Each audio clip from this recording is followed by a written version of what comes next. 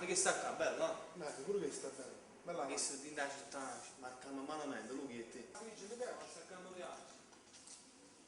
Ma ci vediamo che sta qua. Questa è bella. No, mo c'è ma dici che sta, ce lo dico, mi dici che sta qua. Mm.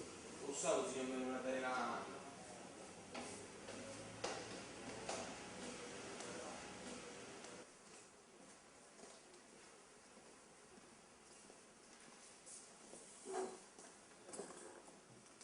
Buongiorno signor me, ci avete conosciuto?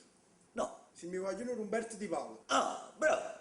Buongiorno, signor me. Buongiorno a te, voglio dire. Rimango da qua perché ci volessi pigliare una macchina 50 milioni amici. Ci voglio fare un bello regalo. Bella proprio, voglio che sei il più bello regalo che potete Ci fare. vista una bella macchina e ce la volessi regalare. C'è un regalo, e questo è un bello gesto, è chiaro. Signor me, la macchina, non la voglio fare. No, questo non ci capito, non. Forse chi era là non ci capiva. La macchina non la voglio fare. Non hai nessuno ti sta dicendo per la macchina, mi spieghi? C'è la busta paga, un modello 740. È chiaro no? E chi dà che ti piace a forza di soldi, per carità. Cioè, forse non ci siamo spiegato oppure ci stiamo fraintendendo che parole. Io la macchina, non la voglio fare. T'ha mandato Umberto. Umberto Di Paolo, lui si mi voglio uno. È possibile. Io ci credo, faccia la verità, non ci credo. Ma sto capendo è buono, non volete provare la macchina. Avete capito buono? La macchina non la vogliamo fare.